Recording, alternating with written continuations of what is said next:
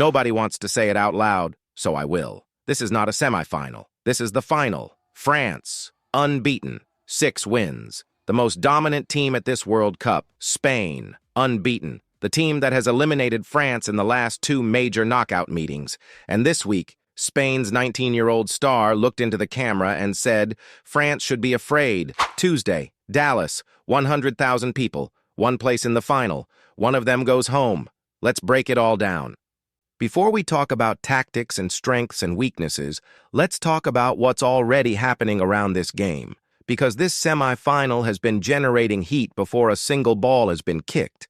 After Spain beat Belgium in the quarterfinal, Lamine Yamal spoke to the press, and what he said was not the careful diplomatic answer of most 19-year-olds at a World Cup.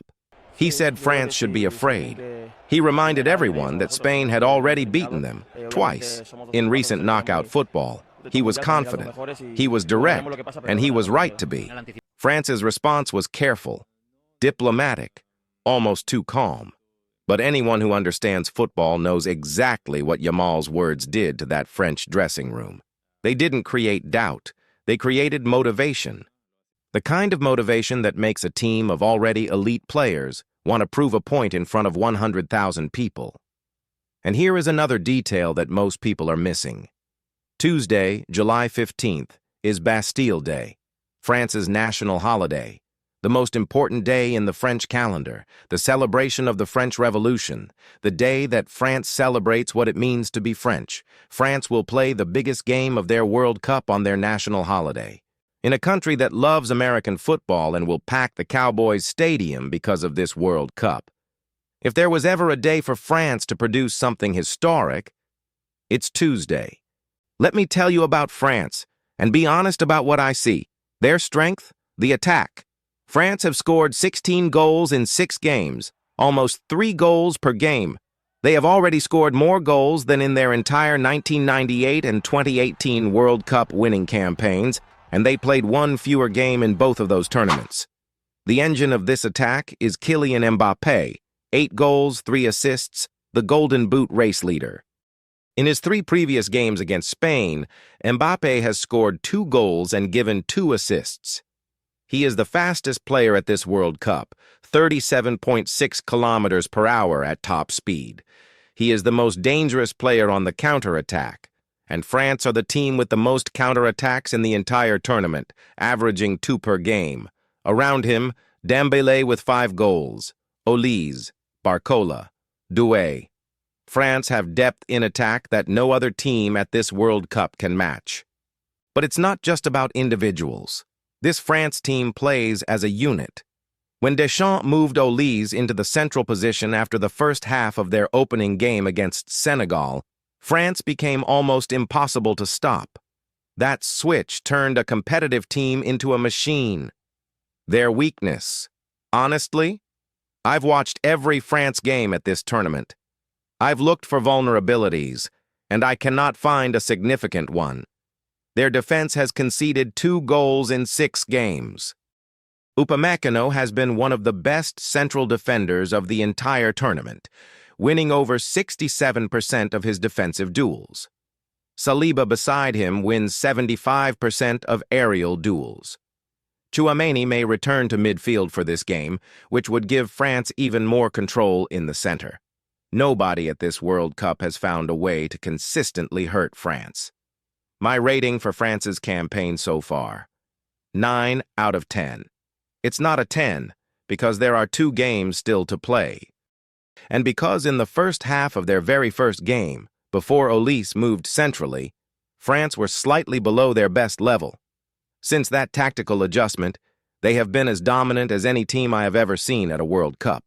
Now, Spain. And I want to be equally honest here. Their strength, midfield control and possession. Spain have had 60% or more possession in 5 of their 6 games at this tournament. No team can take the ball from them when they are at their best. Rodri, Dani Olmo, Fabian Ruiz. 3 midfielders who can all pass, press, and control tempo simultaneously. Their system is designed to suffocate opponents by simply never giving them the ball. They have conceded only 1 goal in the entire tournament, against Belgium in the quarterfinal. Before that, 6 consecutive clean sheets, a defensive record that ended a 649-minute run without conceding, the best defensive run by any team in World Cup history. And then there is Lamine Yamal, 19 years old, 61 successful dribbles in 6 games, more than 12 per game, over 50% completed successfully. No other Spain player comes close. Nico Williams beside him. These two wingers together are the most creative attacking pair in the tournament. And do not forget, Mikel Merino, the man who has scored decisive goals against Portugal in stoppage time and Belgium in the 88th minute. He has spent exactly 52 minutes on the pitch in the knockout rounds. And those 52 minutes produced the 2 most important goals of Spain's entire World Cup. Their weakness. Spain have the ball more than anyone, but the numbers show a disconnect between possession and goals. In 6 games, Spain have scored 13 goals, a strong number, but their XG, expected goals, the statistical measure of how many goals they should have scored based on their chances, is much higher than their actual goals. They create chances. They don't always convert them.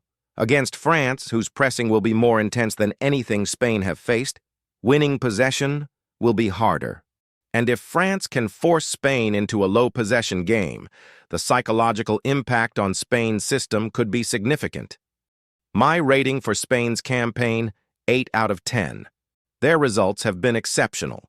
Their record is almost perfect, but the style of play, heavy possession, slow build-up, has not always been exciting to watch.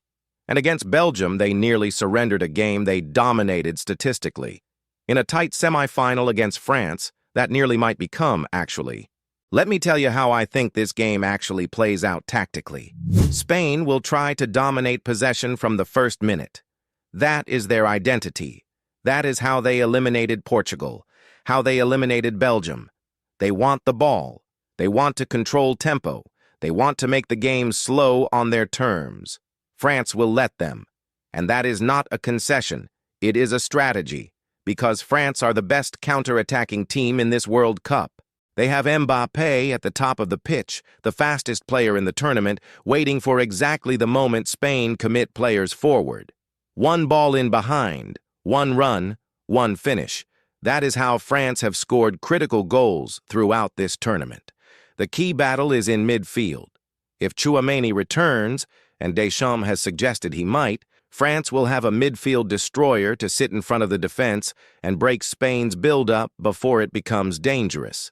That changes the dynamic completely. Spain's response will be Lamine Yamal against France's right side, against the fullback who has shown vulnerability to pace.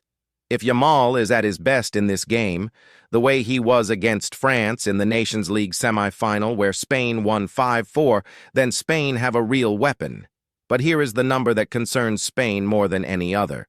France have scored 4 goals from long-range shots in this tournament. Spain have scored 0 from similar situations. In a tight game where space is limited, long-range shooting becomes a weapon. And France are better at it. Both teams have a 50% chance of winning. The statistics say it is even. The computers say it is a coin flip. I believe France are slightly better, but only slightly. My prediction, France win, but not easily. Here is how I see it. Spain control the first 30 minutes. Possession, tempo, pressure on France to chase the ball. Lamine Yamal causes problems early, but France score first. A counterattack, Mbappé involved. 1 chance, 1 goal. The way France have done it all tournament. Spain respond. They push. They create. Merino might come off the bench again and be dangerous.